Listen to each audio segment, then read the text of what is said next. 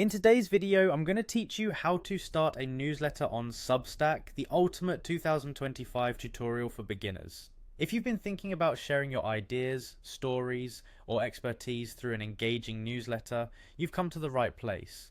Let's walk through the process step by step, ensuring you understand every aspect of launching your very own Substack newsletter. To kick things off, you'll want to create a publication. This is essentially the foundation of your newsletter. Head over to Substack and sign in. If you don't have an account, it's easy to sign up. Having done that, navigate to the upper right corner of the page where you'll see your account. Click on it and then select Settings.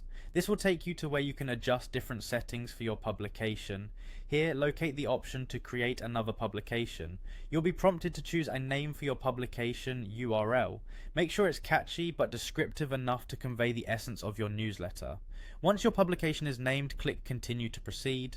Now, if you already have a mailing list, you have the option to import it. Simply click on Select File to import your mailing list, upload it, and your contacts will be available to receive your upcoming newsletters. Alternatively, you can add subscribers individually using their email addresses. After you've populated your email list, hit Continue. Congratulations, you are now ready to create your first post. Click on New Post and then choose Text Post. This is where the magic happens. Start by entering a compelling title for your post. Titles are crucial because they are often the first thing your reader will see, so make sure it's engaging and informative. After that, you can type in a highlight. Highlights are a great way to emphasize the key message or takeaway from your content. Then add a subtitle to provide further context or entice the reader. Now it's time to dive into the body of your message. Write in a way that reflects your voice, focusing on clarity and engagement.